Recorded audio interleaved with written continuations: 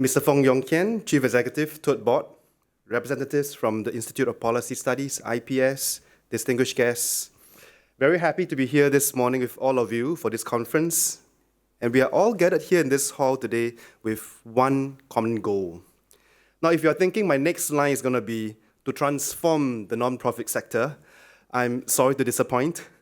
Not that I disagree or hold a contrarian view to what Yong Kian just said, or that I disagree with the need to transform the sector, especially as the world in which we live today and the issues looking at us in the face becomes increasingly complex, interlocking, essentially buzzword descriptors that you know very well by now. But ultimately, it is much more than transforming the sector. We are essentially talking about touching, transforming individual lives, much like how superheroes go about saving the world, one person at a time. And mind you, I'm using this metaphor of superheroes not from a perspective of condescendence, of a big guy saves small guy kind of thing, type of mentality. Now, in case you have not noticed, superheroes nowadays too have their own struggles and challenges. Just think about our friendly neighborhood Spider-Man.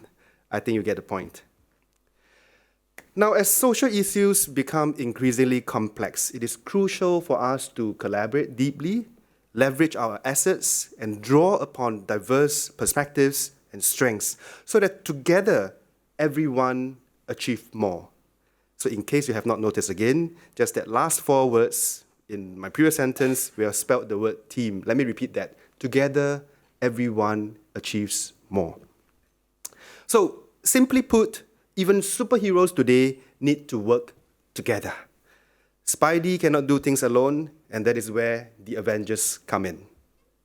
Now, in more official speak, this means having the long-term commitment of stakeholders coming together, pledging to work on complex issues, zero in on a shared mission, jointly measure outcomes, and take collective actions and decisions. Now, the theme of today's conference, Solutions that Help Us Help One Another, shines the spotlight on mutual aid in the community. Mutual aid could take different forms, but essentially it means the community coming together to self-help. Mutual aid can be among people in informal and ground-up initiatives, and it can also take place in the form of partnerships involving the public, people, and private sectors. And please don't forget, aid can sometimes also come from the very recipients of aid themselves. During the pandemic, we saw how the community rallied to form informal ground-up groups, ground-up initiatives. In Singapore, our national hobby, as we were just talking about it at the first table, is actually eating. At the height of the pandemic, Facebook groups featuring struggling hawkers and restaurants sprung up organically. I too did a ton of IG stories to feature different hawkers in Queenstown to remind my followers that, hey, please support local. Now, another silver lining from the pandemic, we became concerned with not just what we were putting in our mouths, but also with what others were putting in their mouths too. In fact, whether others have something to eat. Many step up to deliver food and necessities to those who are in isolation or lonely seniors who cannot quite help themselves amidst the restrictions.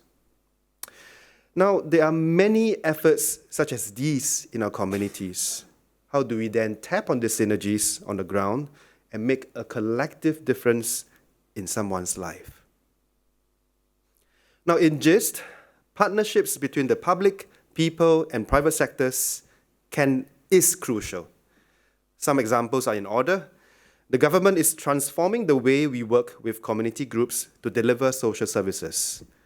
Comlink, I'm sure you all know and have heard, or maybe it's part of the action by now, proactively reaches out to families with children in rental housing.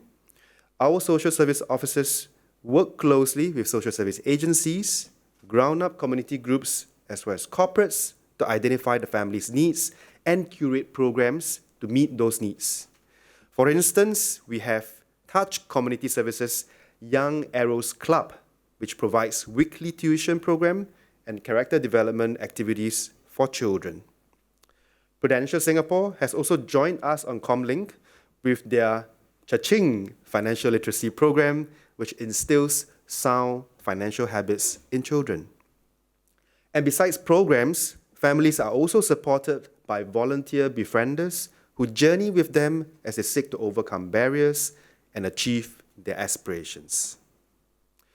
Separately, on a slightly different topic, we are working with over 50 partners in our Partners Engaging and Empowering Rough Sleepers, or peers, network to empower, facilitate, and support community partners to help rough sleepers and homeless individuals.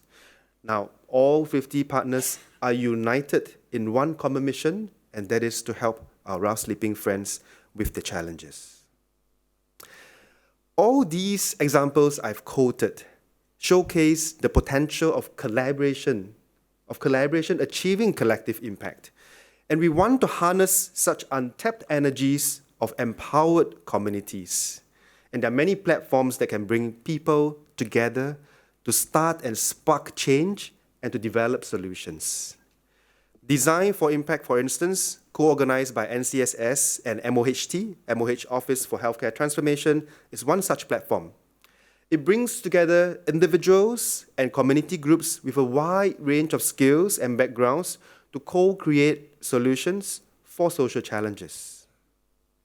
Now, partners need capacity, capability, and resources to undertake deep collaboration and develop sustainable solutions for the long term.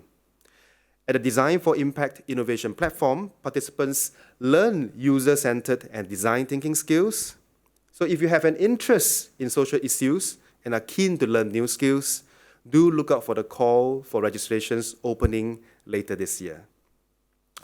Now, NCSS has also announced the upcoming 4ST Partnership Fund to support initiatives with collaborative, innovative, and empowerment approaches to strengthen the social service delivery today.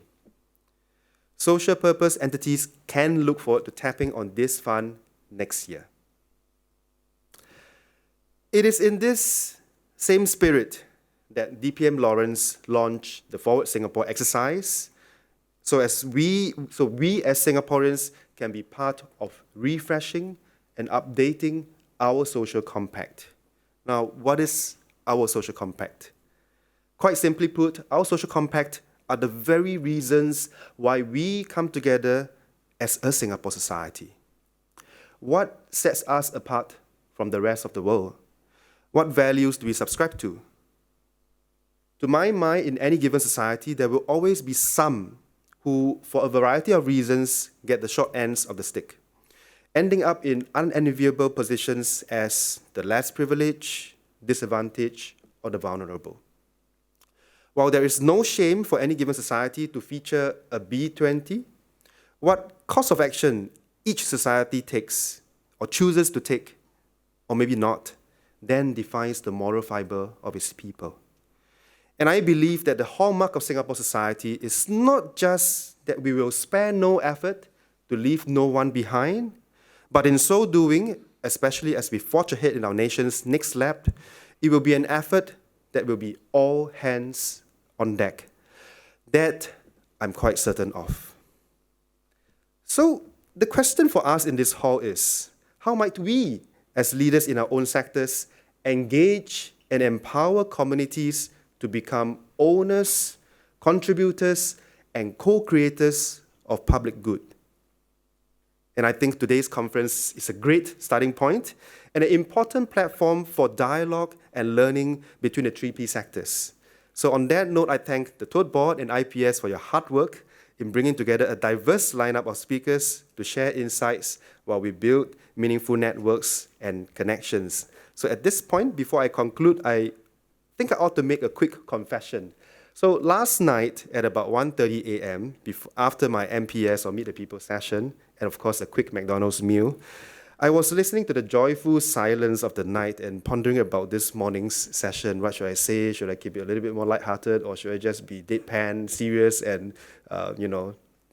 hopefully that you'll stay awake for this first 15 minutes of the day? So I was deciding between that, one option or the other. So I obviously vandalized the original speech somewhat. So I really seek your indulgence as the audience and also somewhere out there for the speechwriter's forgiveness. And in closing, I want to leave everyone with a challenge. Now, how can we, as respective avengers, right, do better for those that we serve? And how can we do so in a way that taps upon and strengthens everyone's assets and capabilities? And on a parting note, with great powers come great responsibility. I know it's a cliche, but no pressure for all of you. May the force be with you for this conference and beyond. Thank you very much.